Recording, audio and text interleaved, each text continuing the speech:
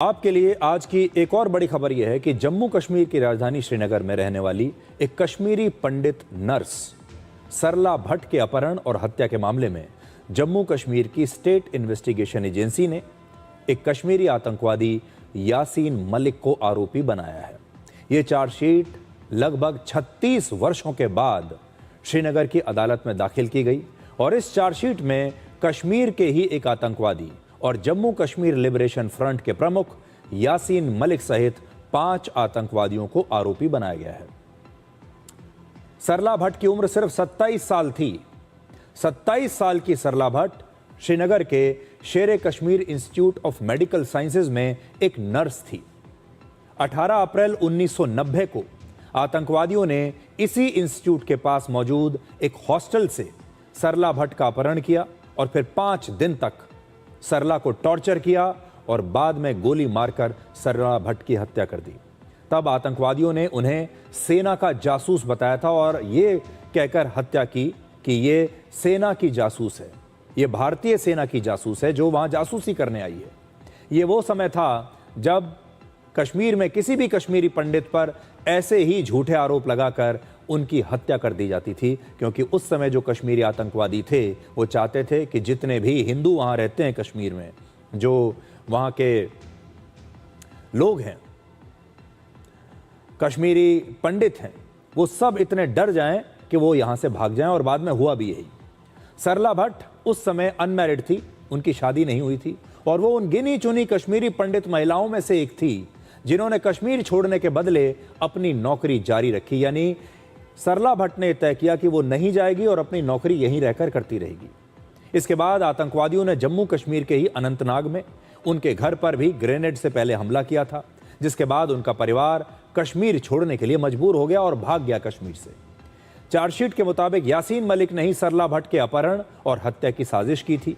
एक और आतंकवादी खुर्शीद अहमद ने सरला भट्ट पर गोली चलाई थी और वो इस समय पाकिस्तान में है, यानी पाकिस्तान भाग गया। इसके अलावा 3 और आतंकवादियों की पहले ही मौत हो चुकी है। अब आपको बताते हैं कि इस मामले में चार्जशीट दाखिल करने में 36 वर्षों का इतना लंबा समय क्यों लगा। वर्ष 2014 में मोदी सरकार बनने के बाद कश्मीरी पंडितों से जुड़े इन पुराने मुद्दों पर खास ध्यान दिया गया। अगस्त 2019 में जम्मू कश्मीर से आर्टिकल 370 हटने के बाद इस मामले में गंभीरता से जांच शुरू हुई।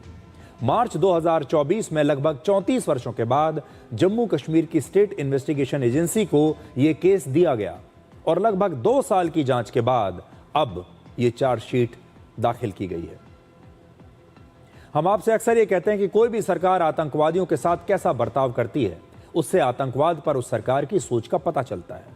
भारत में एक वो दौर भी था जब यासीन मलिक जैसे जो आतंकवादी थे, ये कश्मीर में लोगों की हत्याएं कर रहे थे, आतंकवाद फैला रहे थे, लेकिन तब भी यहां दिल्ली में इन्हें कश्मीर का प्रतिनिधि माना जाता था, कश्मीर का युवा नेता माना जाता था। कहा जाता था कि एक ऐसा युवा नेता है जो कश्मीर में बदलाव चाहता है। और जम्मू कश्मीर में शांति स्थापित करने के लिए यासीन मलिक से बातचीत की जाती थी। लेकिन अब वही यासीन मलिक आतंकवादी फंडिंग के मामले में दिल्ली की तिहाड़ जेल में उम्र कैद की सजा काट रहा है और अब उसके हर गुनाह का हिसाब हो रहा है। यासीन मलिक पर यह भी आरोप था कि वर्ष 1989 में उसने पूर्व गृह मंत्री मुफ्ती मोहम्मद सईद की बेटी रुबैया सईद का अपहरण किया था। फिर 1990 में ही भारतीय वायुसेना के 4 अधिकारियों की इसी आतंकवादी ने हत्या की थी और वर्ष 2006 में इसी यासीन मलिक से उस समय तत्कालीन प्रधानमंत्री डॉक्टर मनमोहन सिंह ने तब मुलाकात की थी। ये तस्वीरें आप देखिए, यही है वो यासीन मलिक। इन तस्वीरों में ये प्रधानमंत्री से मुलाकात कर रहा है, शांति का दूत बना हुआ है, कश्मीर का प्रतिनिधि बना हुआ है, कश्मीरियों का यह प्रतिनिधि है।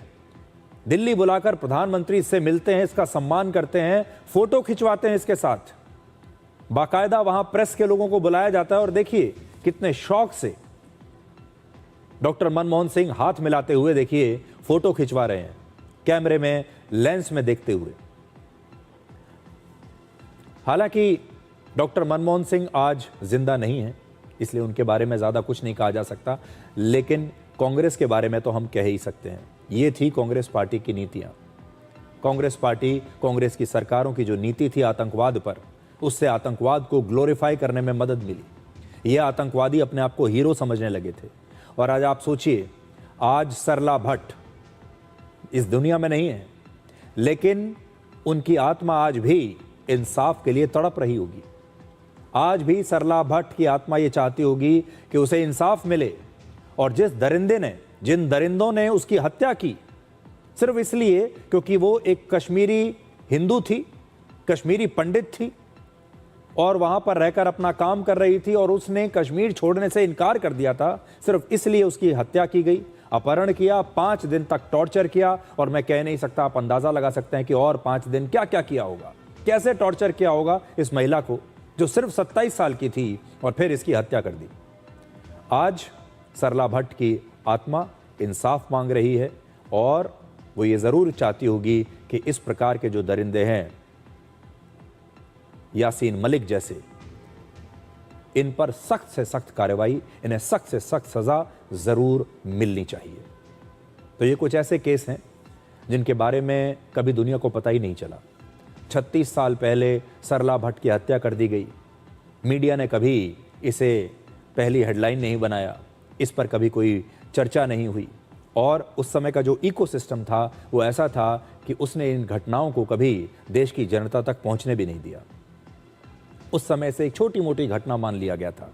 लेकिन आज 36 साल के बाद अगर आप दोबारा से ये सोचने की कोशिश करें, कल्पना कीजिए कि 36 साल पहले कश्मीर में कैसे हालात होते होंगे, जब कश्मीरी पंडितों को रातों रात ये कह दिया गया था कि अगर जिंदा रहना है तो यहाँ से भाग जाओ, और अगर जो लोग नहीं भागे उनकी सरेआम सड़कों पर खुलेआम हत्या कर दी जाएगी। और बहुत लोगों की हत्या की गई। और ये यही देश था। उस समय लोकतंत्र कहाँ गया था? उस समय का मीडिया कहाँ था? उस समय के जो बड़े बड़े पत्रकार हैं, जो बड़े बड़े नेता हैं, वो क्या कर रहे थे? और उन्होंने इन्हें इंसाफ क्यों नहीं दिलाया? आज जो हमारे दर्शक हैं उन्हें ये ज़रूर सोचना चाहिए। इसलिए सरला भट्ट की जो खबर है आज आप तक पहुंचाने का हमारा मकसद ये है कि सरला भट्ट के साथ बहुत नाइंसाफ़ी हुई।